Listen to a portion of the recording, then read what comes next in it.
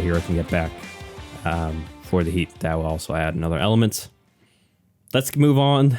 We've already kind of hinted at this, poked and prodded a little bit, but let's fully dive into it. Let's dive into your Celtics, John. Obviously, they've been eliminated, and you can feel free to reflect on that series. But basically, simple. What do you think is next for the Boston Celtics? Well, first off, on the series, disappointing one to lose, to be honest. I'm impressed the way that they handled the adversity of going down 0-3. I always love me a good old Jaylen Brown speak it into existence kind of thing. He said that last year with like the whole energy is going to shift tweet about halfway through the year, and then it did, and they like went on that crazy run to finish off the regular season. But yeah, man, it was a tough series to watch because it felt like both game 1 and game 2, they could have won either of those games. Game 3, they lost by like 20 something. So like they weren't going to win that game. But those first 2 games in Boston, it really felt like they could have won either of those. I can't remember what happened off the top of my head of like the ending of those, but I think it was game 2 that the Celtics just really threw it away. I think they had a lead late. Was that the one where they didn't call a timeout and they also like waited till like 4 seconds to run to actually start to play when they were down 1? Yeah, I'm pretty sure. And then the just late, I'm looking at it right now because I want to see the actual play-by-play. So yeah, the Celtics had the lead all the way until they were up 100. Oh, hold on, let me find it exactly. Like the whole fourth quarter, it looks like, based on this. So going into the fourth quarter, they're up by 10. And it slowly starts dwindling. But we get down to like the 4-minute mark, and they're still up by 4. Was that the Grant Williams when he got yes, that means I think Grant that's when he got in Jimmy's face. Yes. And then after that. Yeah. So Grant Williams starts talking his talk to Jimmy Butler. And that literally happened right at there. So at 3 minutes, 52 seconds, Grant Williams makes a 2-point dunk. And and so he got 2 points there. And anyway, then actually, yeah, so that happens. He talks his talk. And then about a minute later, he misses a layup. Jimmy Butler then makes a mid-range shot. Talks his talk, then makes another mid-range shot, continues to talk his talk. Like, yeah, that was the exact moment. Regardless, the point being here is that going into that 4-minute mark, like I said, they're up by 4 here. You go down all the way even to the 2-minute mark, and they're only down by 3. So, it's a 7-point swing within 2 minutes. They did not score during those 2 minutes. In fact, they didn't score for 3 straight minutes, actually, because you go down all the way to 49 seconds. They still not scored. And that was just tough to watch because, I don't know, I just feel like you have that lead and you couldn't do it. Jason Tatum, I believe that was a game in which in the fourth quarter, he did not make a single basket in the fourth outside of 5 free throws. He made his free throws, but he didn't have a field goal that he made. So that was a tough one to lose. And then obviously Game 7, they just came out totally flat. I was not shocked by the Game 7 result. Obviously going and having a 3-game win streak, you have a lot of momentum, all that kind of stuff. But the whole series, even in the midst of the 3-game win streak the Celtics went on, I knew that Spoelstra would have something up his sleeve. I've seen it before. They always have one card left to play that when it comes down to it in the final game, they will play it. Now, last year, it didn't end up working out for him, especially because I'm pretty sure last year, if I remember correctly, PJ Tucker just could not hit a corner 3 to save his life in the series. But this year, they don't have those issues. Gabe Vincent was going crazy in this game. Jimmy Butler had a solid Game 7. Bam Adebayo had a good series, which he did not last year. And overall, I think that the coaching gap was really seen. You and I were talking a lot about Joe Mazzulla throughout the series, and I'll say it. I think if we had Ime Udoka still, we win the series, to be honest. I think we're playing in the NBA Finals right now. Do we win against the Nuggets? I don't know, but it doesn't matter because we don't have Ime. And I do think it's a little unfair to fully place all the blame on Joe because ultimately we can't ignore that, like, Tatum did have a couple games that he came out flat, and unfortunately in Game 7 he did twist his ankle. It's like first play. Yeah. So that happened. Jaylen Brown also had a pretty poor series. In Game 7, he had 8 turnovers. He did not shoot very well. So, your 2 star players in a couple of those games just didn't really show up. And it's how it goes, right? Like, you can coach all you want, but unfortunately, at some point, you just got to tell your stars, it's like, hey, you got to play. If I'm going to blame any of the players, obviously I'd blame Jaylen Brown the most. But even he, like, there was moments where Marcus Smart was taking some pretty poor shots. I didn't feel like he had quite the impact he did last year. Brogdon got hurt midway through the series, and that was tough. Honestly, the only person I would say doesn't deserve any blame is Derek White. You know how we felt about Derek White throughout the whole series. I mean, the guy balled out, saved the season in Game 6 too. And there were points where it looked like he was basically carrying the offense in Game 7. But yeah, so it was a tough series to lose. I'm not surprised they lost it. I do think that, once again, unfortunately, Boston is the more talented team, but there's just some issues that they could not overcome, sadly, that led to them losing. Now, what's next? Well, there was 2 big questions. One of them has already been answered. One was the coaching stuff. Do they fire Joe Mazzulla? Brad Stevens has already publicly said that they're backing him. They're bringing him back. I don't hate the move. I mean, Joe Mazzulla, I think he's like 34 years old. He's pretty young. So he played college ball against Jimmy Butler. That was also another fun tidbit during the series. He's 34 years old, incredibly young. I don't fully blame him because of the way the season went. Because I mean, let's put it all in perspective. They were 1 game away from making it to the NBA Finals, where they were last year, and Joe Mazzulla got them there, despite the fact that the head coach, who was supposed to be the coach for the foreseeable future, had the off the court stuff that happened that led to him being let go. The next guy in line, Will Hardy, got poached by Utah before the whole Udoka situation happened. And I don't blame Will Hardy, because obviously Ime just got hired. He's a relatively young coach. You expect him to be the guy, and his first year they go to the finals. You'd expect him to be the guy in Boston for a very long time. So Will Hardy, naturally, is going to go and find himself a job where he can be a head coach. He went to Utah. They had the year they had, which was pretty impressive considering the roster they had. And so that is what it is, which means that Joe Mazzulla was not even supposed to be the next guy up. He gets put in the position where he's now the interim head coach, and they were still 1 game short of making it to the NBA Finals. So although he did have some issues, I'm not upset necessarily by Boston bringing him back. Also, it was a little bit unfortunate too that the guy I wanted, if they were going to move in a different direction, Nick Nurse, took the job in Philadelphia before the series was even over. I do think it's kind of lame, and I think this about the NFL and the NBA, and I don't know if other sports leagues do this too, but I do think it's kind of lame that the whole hiring cycle starts before all of the series are done.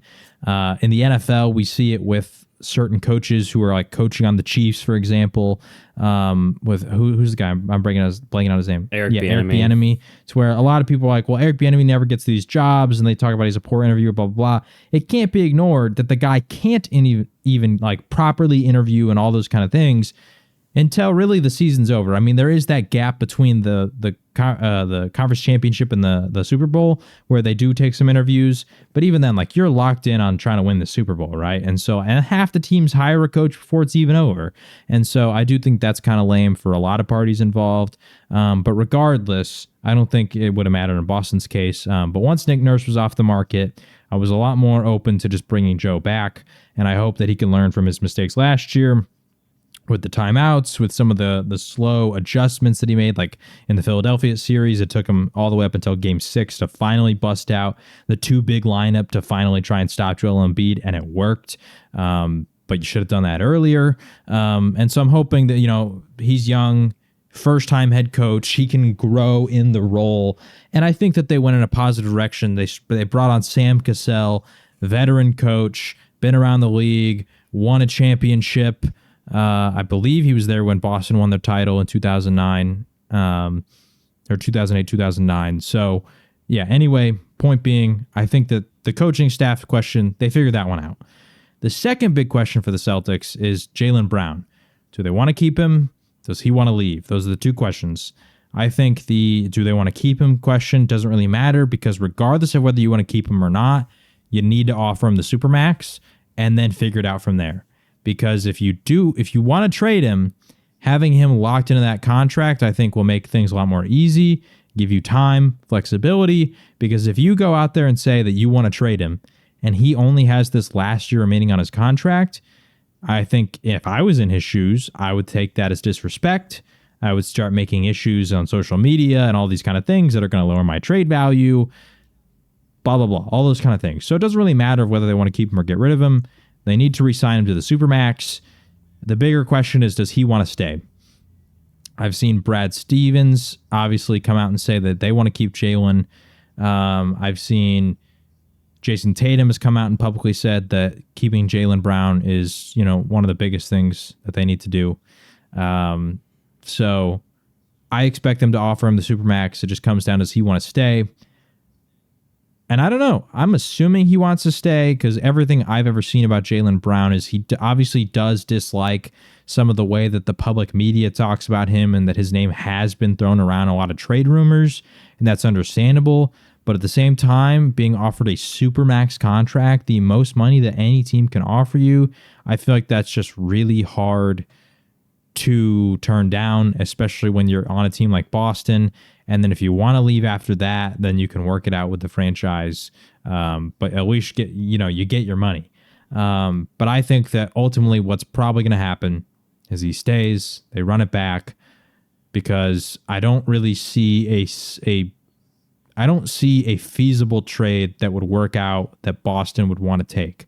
A lot of the offers that I see that get floated out there are a lot of it's an offer that involves a lot of picks from a team who just frankly is not quite very good yet. Like the Trailblazers offer of like Simons and another piece and like that third overall draft pick.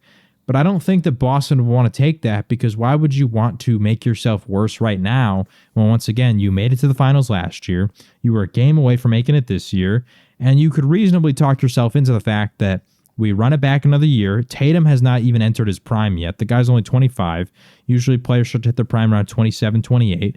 Jaylen Brown's only 26, so, there's still room that he can improve. And honestly, if he can just figure out the left hand and the dribbling issues, I think that he'd be a great player, because he'd cut down on those turnovers a lot, and it'd be a lot harder to guard him when he can actually go left. So I don't know. I think it's very reasonable to talk yourself into these guys still have a lot of room for improvement. We can still tinker a little bit with the roster. Joe Mazzulla can improve, and boom, we run it back next year and we can get back to the finals, because I don't expect Philadelphia to get that much different outside of the Nick Nurse change. Milwaukee's going to come back, and obviously they're going to have a new coach. So that could change things, but for the most part, the roster's going to be the same. Same with Miami. So, it's going to be the usual suspects out in the East. So, yeah, I think the Celtics are going to run it back next year for the most part. You might make a little tiny change or two. But, yeah, the two biggest questions of Jaylen Brown and Joe Mazzulla, I think they're probably going to keep both. Yeah, so I'm in the same boat as you, and you really hit the main 2 points. So I'm just going to highlight some things. Yeah, I do want to throw in Joe Mazzulla. Just needs to grow. Like, I think basically what you say, he needs give him a little bit of time to grow. Because I think, if I remember correctly, the Ime situation, it kind of broke out. Was it August? I think too, like August, September. It was like kind of late into the summer, if I remember correctly. Right? It was very late. Like I said, Will Hardy already got hired to Utah, so like it was well after the season, after free agency. I think they had already traded for Brogdon by that point. Like, quite a few things had already taken place in the offseason. Yeah, so, it's important to note that he literally thrust into the role as opposed to this year. Okay, now he has an offseason to kind of, I'm hoping he does, I'm assuming he would, but to kind of self-assess. Okay, what did I do wrong? What do I need to, emphasize more? Because I will say, and I think you could agree, the defense did fall off. You mentioned that switch that turned on, not this season, but the previous season halfway through, especially defensively. Obviously your defense was still pretty good, but not the same as it was last Also, year as it was this just year. Real quick, yes. It was late September 22nd. So like weeks, probably a couple weeks before the season even started. Yeah. So that's even bigger. So like all of a sudden, hey, now you're the guy. Now you got to be, installing the, assuming the roles of a head coach on top of not even including the other stuff that's going on that I'm sure Joe had to, handle internally, because that's the whole thing. But so yeah, I'm hoping within a full offseason he could maybe get the defense back on track, at least close to. I mean, once again, it's still pretty good. But I think the biggest thing, kind of been the issue the same past 2 years, is especially against good defensive teams like the Miami Heat, can you find other ways besides really just ISO ball, Tatum or Brown to get offense? Like I mentioned with the Heat, they find different actions, screens, just ways to possibly just get their guys moving, even the other role players moving, possibly get them open, make the defense think. Well, as opposed to the last 2 years, I mentioned especially heavily last year, and I hate to beat a dead horse, but it's just kind of the way what I've seen it's been. It's just in these late game situations, it's either Tatum or Brown, holding the ball at the top, and everyone's just standing there watching. And especially the Heat in their zone, it's just easy for all five guys, or the main defender and a help defender, just to key in on Brown or Tatum, force a turnover, or So I would like to see some improvement on that. And so that's regards to Joe Mazzulla, and obviously late game management too. It's been a fair criticism. So hopefully, maybe he can. Obviously, I'm assuming he'll get better from that. And maybe you mentioned Sam Cassell, add him to the staff, and that he can give him some pointers or just help in general with that. And then you mentioned Jaylen Brown. Yeah, I'm with you. You don't trade him unless you can get an equal or better star. Getting draft picks, younger players, just doesn't make sense. You mentioned, although their core is young, Tatum's 25 and Brown's 26, got to factor in like the big guys. I mean, Robert Williams, as great as he is, he's had injury issues. Who knows, how long the tread on those tires are, and especially his counterpart, Al Horford, as great as Al has been, kind of it may have been the coaching change, but kind of a drop down this year. So you don't know how long you have in those guys. So yeah, I'm with you. I think you just run it back. Hope you can improve internally, via Jaylen Brown, himself getting better at dribbling left and ball handling, and then Mazzulla himself as a coach through his concepts. And who knows? I mean, maybe you get a role player that, like you mentioned, Derek Wright's had a really good postseason, or at least a really good series towards the end there. Maybe he builds off that.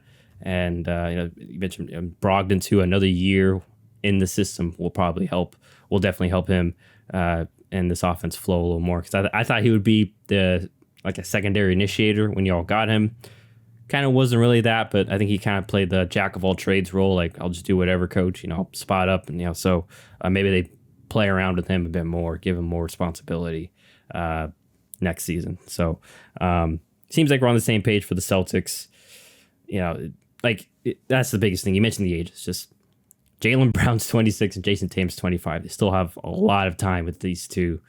So let them figure it out and just keep it rolling. And I'm sure you'll either break through or you'll find an answer and, adjust the roster as time goes on. So obviously, as you mentioned, got to lock Jaylen up first is the main thing, which I'm with you. I think they'll get it done. So anything else Celtic-wise you wanted to add? That's going to be it from me. I would just say you're probably going to see a lot of rumors out there, of course, about this guy, that guy, this name, that name. And in reality, none of those trades are probably ever going to happen. Yes, especially with the Celtics. Celtics, I know they've hit some big swings, but I think as of right now, I think they're kind of just keeping it compact. I will say, and I'll probably mention, I just want to say this as like a somewhat prediction. If y'all struggle in the first half of the season, I just want to throw this out there. I don't know Brad Stevens personally.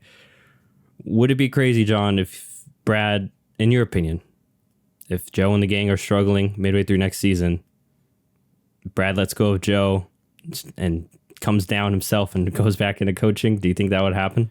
I don't think it will, because I think that Brad doesn't want to coach. That's just the vibe I'm getting, to be honest. I could be wrong on that, but that's the vibe I'm kind of getting from Brad. All right. That's just an interesting theory I want to throw out. So anyways, and by the way, I'm learning Jaylen Brown only 8 days older than I am.